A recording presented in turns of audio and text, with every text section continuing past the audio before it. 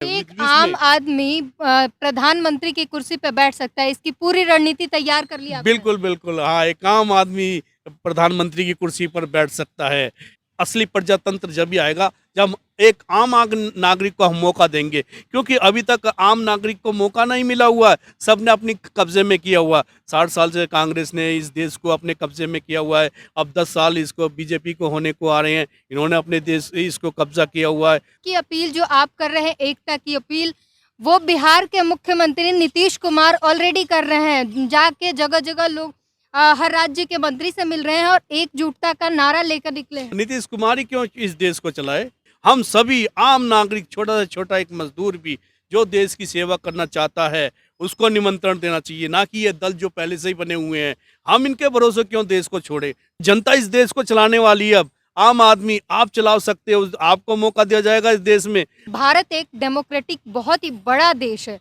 क्या इसको चला पाना इतना आसान है? बहुत कोई भी आसान है। चला पाएगा? क्यों नहीं, जब जनता की एक राय बन जाएगी, जनता ही जनता को वोट देगी। अभी जनता क्या है, उसको कभी बीजेपी को मजबूरी में देते, कभी कांग्रेस को मजबूरी में दे देते, कभी आम आदमी पार्टी को मजबूरी में देते। अब मजबूरी खत्म हो जाएगी। अब जनता को यही नहीं पता कि हम भी इस देश के मालिक बन सकते हैं, हम भी प्रधानमंत्री बन सकते हैं।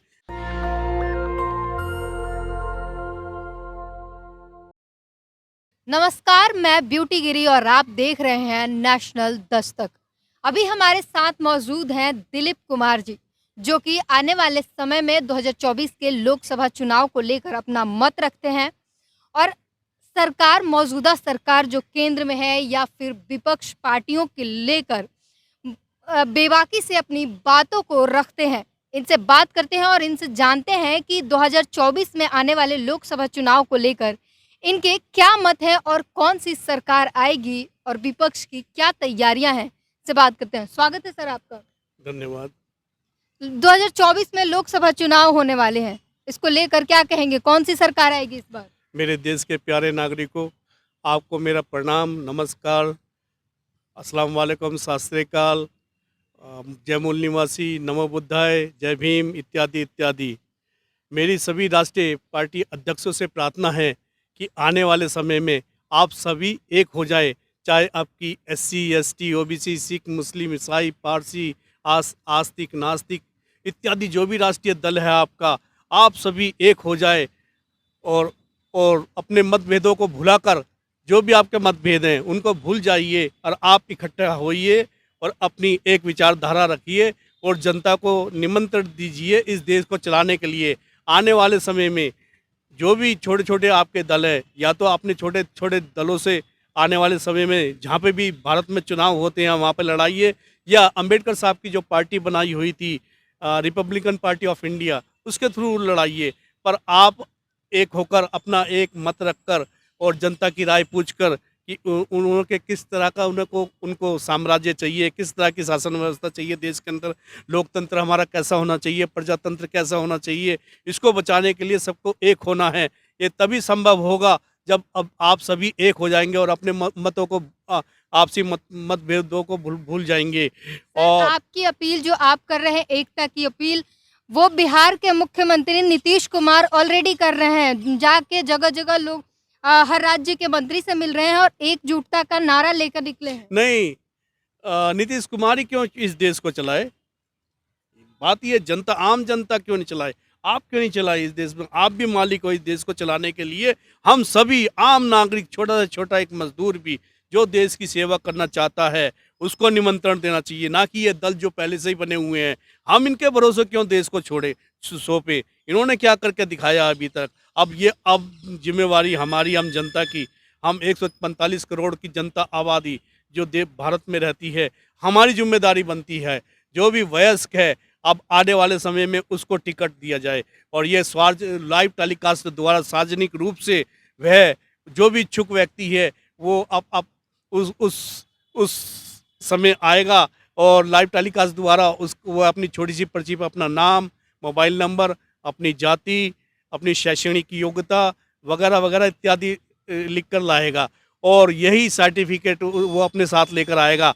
उसको पार्टी की सदस्य फॉर्म ग्रहण करना होगा और एक सदस्य फॉर्म होगा, जो भी पार्टी आने वाले समय में जब आम लोगों की राय से बन जाएगी, आम सहमति से, सब लोगों की सहमति से कोई भी पार्टी जब लोगों को तय कर देंगे, जी हाँ, आपसी राष्ट्रीय अध्यक्ष हैं वो तय कर देंगे, तो आने वाले उस पार्टी के थ्रू हम जनता को वो आने वाले चुनाव में उतारेंगे और छोटे छोटे बच्चे उस पर्ची को उठाएंगे और ये होगा लाइव टेलीकास्ट द्वारा सार्वजनिक रूप से, जहाँ पर भी चुनाव होंगे। इसी तरह से भारत के प्रजातंत्र में चुनाव होंगे, तभी हम इस प्रजातंत्र को सुरक्षित रख सकते हैं।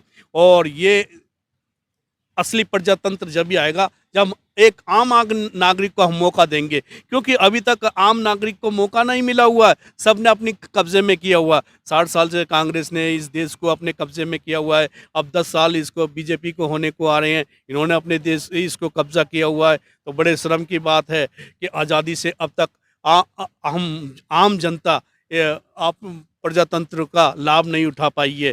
जो प्रगति देश में एक आम आदमी प्रधानमंत्री की कुर्सी पे बैठ सकता है, इसकी पूरी रणनीति तैयार कर ली आपने? बिल्कुल बिल्कुल, हाँ, एक आम आदमी प्रधानमंत्री की कुर्सी पर बैठ सकता है, क्योंकि वो अगर वो देश की सेवा करना चाहता है तो वो भी उसको निमंत्रण दिया जाएगा और बच्चे ही पर्ची उठाएंगे। जो भी कहेगा कि भाई मुझे भी प्रधानमंत्री, मुझे सब कहते हैं कि मुझे प्रधानमंत्री, तो सब वही छोटी छोटी पर्ची फिर उठाएंगे, बच्चे ही उठाएंगे उस पर्ची से ही तय होगा सबका, और उस पर्ची से ही तय होगा वो कैंडिडेट बनेगा जहाँ पर भी चुनाव होंगे। जितने भी देश के अंदर जितने लोकसभा के चुनाव हुए, राष्ट्रीय स्तर के चुनाव हुए या यूनियन टेरिटरी के चुनाव हुए, सब जगह जितने भी देश के चुनाव हुए सार्वजनिक रूप से लाइव टेलीकास्ट द्वारा ही इच्छुक व्यक्तियों को लिया जाएगा। सर, प्रधानमंत्री बनना ठीक है, आपने बताया कि कोई भी प्रधानमंत्री बन सकता है, लेकिन भारत एक डेमोक्रेटिक बहुत ही बड़ा देश है, क्या इसको चला पाना इतना आसान है? कोई भी चला पाएगा? क्यों नहीं, जब जनता की एक राय बन जाएगी, जनता ही जनता को वोट देगी। अभी जनता क्या है, उसको कभी बीजेपी को मजबूरी में देते, कभी कांग्रेस को मजबूरी में दे देते, कभी आम आदमी पार्टी को मजबूरी में देते। अब मजबूरी खत्म हो जाएगी, क्योंकि जनता इस देश को चलाने वाली है। अब आम आदमी आप चला सकते हो, आपको मौका दिया जाएगा इस देश में। आपके परिवार में कभी सोचा नहीं होगा, आपने नहीं सोचा होगा कि पर भारत में इतना अच्छा प्रजातंत्र रहा है जो हमें निमंत्रण दे रहा है कि आने वाले समय में आपने सपने में भी नहीं सोचा होगा कि ऐसा प्रजातंत्र इस देश में आने वाला है। और जो आम आदमी विश्व भी हमारी नकल करेगा, वो वर्ल्ड में चैलेंज करता हूँ कि वर्ल्ड भी ऐसे, अगर हम कामयाब हो गए इस देश में ऐसा करने के लिए, और विश्व भी फिर हमारी नकल करेगा, इस तरह से करेगा कि यार इनों का प्रजातंत्र कितना सुचारू रूप से चल रहा है, कितना अच्छा चल रहा है, असली प्रजातंत्र यही आया है। मेरा पूर्ण विश्वास है कि हम 500 से अधिक लोकसभा की सीटें ला सकते हैं। चैलेंज करता हूं मैं कि हम 500 से ज़्यादा सीट लोकसभा की ला सकते हैं, यदि सब आम आदमी को ये सभी राष्ट्रीय दलों ने एक मिलकर अपनी एक राय बना ली और खुले मंच से और सबको मौका दे दिया इन्होंने, जो भी देश की सेवा करना चाहता है। तो क्या लगता है प्रधानमंत्री की, नरेंद्र मोदी की जिस प्रकार लोकप्रियता है, इस लोकप्रियता को खंडन करते हुए कोई ऐसा चेहरा है जो कि प्रधानमंत्री की कुर्सी तक पहुंच सकता है? फिर वही बात, प्रजातंत्र में मैंने कह तो दिया, आप भी तो हो सकते हो, जरूरी थोड़ी कि प्रधानमंत्री की लोगों को जानना चाहिए ना वोट देने के लिए। उनको यही नहीं पता कि हम इस देश के मालिक हैं। अब उन्होंने क्या, ये पार्टियों ने क्या बनाया हुआ है, कभी कांग्रेस आ जाती, कभी बीजेपी, इनके प्रधानमंत्री बन जाते हैं। अब जनता को यही नहीं पता कि हम भी इस देश के मालिक बन सकते हैं, हम भी प्रधानमंत्री बन सकते हैं। मेरा ऐसा विश्वास है, क्योंकि राष्ट्रीय जो भी डेमोक्रेटिक कंट्री हैं, जो भी अच्छे देश हैं, उनकी डेफिनेशन क्या है कि एक राष्ट्र की, एक राज्य की डेफिनेशन होती है जो मॉन्टेस्क्यू चेम्सफोर्ड गार्नर ने दी है, जो पॉलिटिकल साइंस के अंदर सबसे सर्वोपरि है कि एक किसी राष्ट्र के अंदर, किसी राज्य के 4 तत्व होते हैं। वो कौन कौन से हैं? भूमि, जनता, सरकार और लैंड। भूमि, जनता, सरकार और गवर्नेंस, शासन जिसको बोलते हैं। तो जनता इसमें सर्वोपरि है। सर्वोपरि मतलब सबसे ऊपर, सबसे मालिक है। हम देश के नौकर नहीं है, नौकर ये सरकार होती है, सुप्रीम कोर्ट हमारा नौकर है, सरकार हमारी नौकर है, पार्लियामेंट हमारी नौकर है, सब हमारे नौकर, हम मालिक हैं देश के। अब लोग बागों को जब ये पता चलेगा, अभी पता ही नहीं है उनको कि प्रजातंत्र होता क्या है, उनको इसलिए हमारे को ये बहकावे में रखा हुआ है, गुमराह किया हुआ इन पार्टियों ने। तो आने वाले समय में मैं कहता हूं कि सब एक हो जाएं, और जो मोहन मेश्राम जी ने निर्णय लिया है कि हम 5 लाख लोग 5 लाख लोग इस चुनाव आयोग का घेराव करेंगे। यदि उन्होंने हमारा आश्वासन लिखित में नहीं दिया तो हम पूरी देश भर में क्रांति करेंगे, देश भरो आंदोलन करेंगे। और आने वाले समय में और सुप्रीम कोर्ट को मेरा राष्ट्रीय अध्यक्ष सभी पार्टियों से प्रार्थना है कि इसको सुप्रीम कोर्ट में फास्ट ट्रैक पर लिया जाए, ईवीएम को हटा जाए और बैलेट पेपर से चुनाव लड़ा जाए। चुनाव आयोग आने वाले समय में कोई भी बहाना ना बना पाए और लोकसभा के 2024 के चुनाव लोकसभा के बैलेट पेपर से हों। यदि ऐसा संभव नहीं हुआ तो हमें पूरे देश भर में क्रांति करनी होगी और चुनाव आयोग का घेराव करना होगा, सुप्रीम कोर्ट का भी घेराव करना होगा। हाँ, इसलिए मेरी प्रार्थना है कि सब आए उठाए और अभी से ही सुप्रीम कोर्ट को भी संज्ञान लेना चाहिए और तुरंत उसमें एक्शन लेना है और फास्ट ट्रैक पे ईवीएम का मसला। सर, ईवीएम से दिक्कत क्या है, क्यों हटाना है? क्यों ईवीएम में क्या एक मशीन है, मशीन को तुम कैसे भी उसको कर सकते हो, कंट्रोल कर सकते हो ना मशीन को। मशीन बड़े बड़े देशों में बैलेट पेपर से चुनाव होते हैं तो इतने डेवलप देशों के अंदर और हमारा अनडेवलप कंट्रीज है उसके अंदर बैलेट ईवीएम से चुनाव हो रहा है। ईवीएम मशीन कहीं भी घुमा सकते हैं, उसका ये है।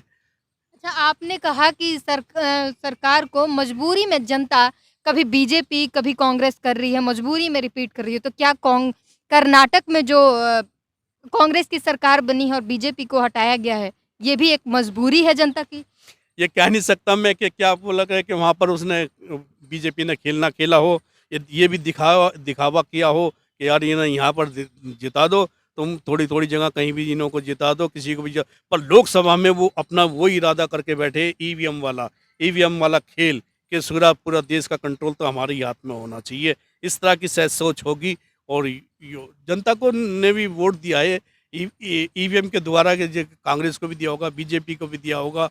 हो सकता वो चुनाव आयोग ने यहाँ पर खेल ना खेला हो, वो जो लोकसभा में खेल खेला गया है। तो आपको लगता है कि लोकसभा चुनाव या जहां भी बीजेपी जीतती है वो ईवीएम का खेल होता है?